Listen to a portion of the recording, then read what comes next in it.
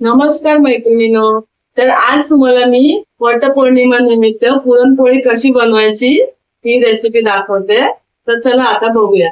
ही डाळ मी 4 तास आधी भिजत ठेवली होती. तर हिला चांगली स्वच्छ धुवून घेतलेली आहे. तर आता आपण हिला कुकर मध्ये शिजायला घालूया.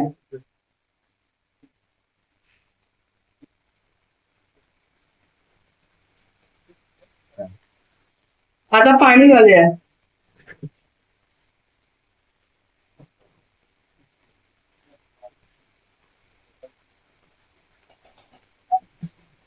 ह्याच्यात पाणी घातलंय, डाळ बुडेल एवढं असं पाणी घालायचं.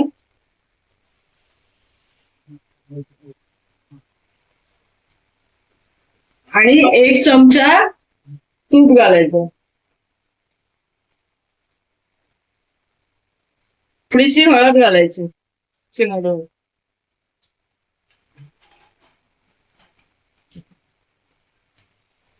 आता ह्याला 5 शिट्ट्या करून घ्यायच्या आणि मग गॅस बंद करायचा. मग आपलं डाळ चांगली शिजेल. 2 वाटी मैदा घेतलाय आणि त्याच्यात हळद आणि हे मी चाळून घेतलंय. हळद घालून 2 वाटी मैदा चाळून घेतलाय. ओके. थोडस चवीपुरतं मीठ.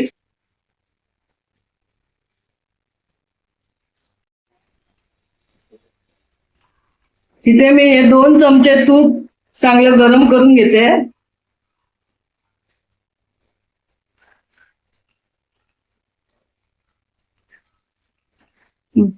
आणि हे पिठात घालायचं म्हणजे पुरणपोळ्या आपल्या छान अशा खुसखुशीत होते. तर पाणी घालून आता हे मळून घेऊया आपण.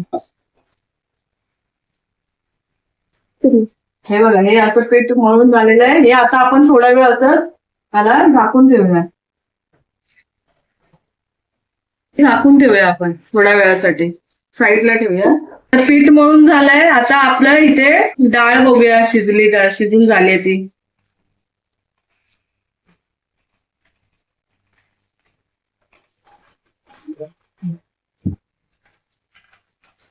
ही बघा, डाळ अशी मस्त मऊ अशी छान अशी शिजली आहे.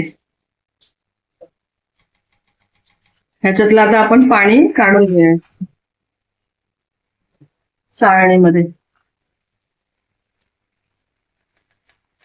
पाणी निथळलं की आपण पुरण तयार करूया.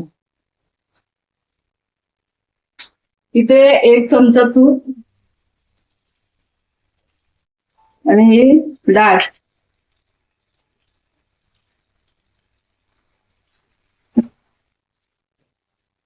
वेलची पावडर घालूया थोडी.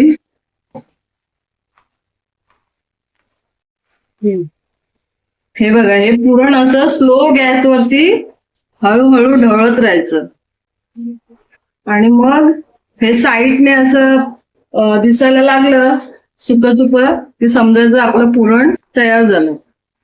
आणि एकदम हळू मिडियम स्लो गॅसवरती हे ढवळत राहायचं. आता हा आपला चमचा उभा राहतोय म्हणजे आता आपलं पुरण हे तयार झालं. तर ह्या स्टेजला आता आपण गॅस बंद करायचा. ओके. हे आता आपण पुरण गरम गरम असतानाच मस्तपैकी असं मिक्स बारीक करून घ्यायचं चाळणीमध्ये, म्हणजे फटाफट होतं, वेळ नाही लागत. हे बघा, हे असं मस्त आपलं पुरण तयार झालंय वाटून छानपैकी. आता आपण ह्याच्या पुरणपोळ्या करून घेऊया. हे पीठ घेतलं आपलं.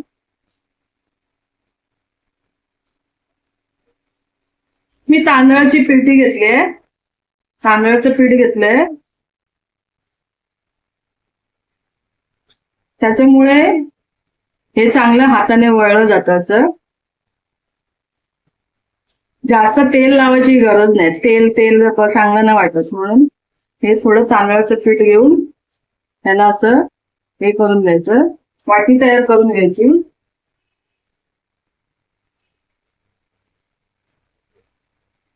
आणि हे आपलं पुरण व्यवस्थित याच्यात भरून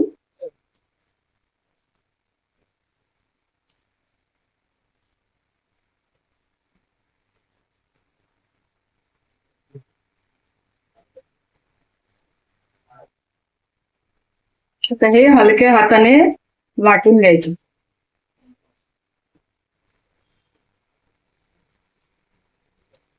तांदळाच्या पिठीने पोळी सरकते.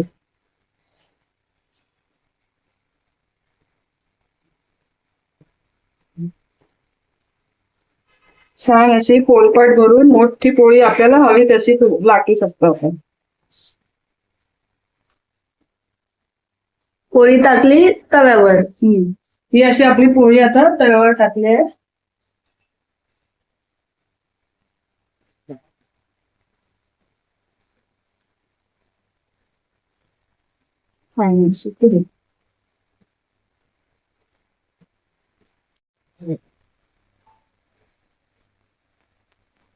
वा, मस्त अशी टम्म फुगली. छान अशी टम्म आपली पोळी फुगली आहे.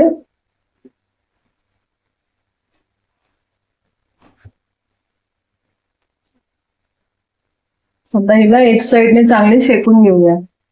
अशी आपली पुरणपोळी तयार आहे. आणि हे बघा, आतून पुरण बघा किती छान असं भरलेलं आहे.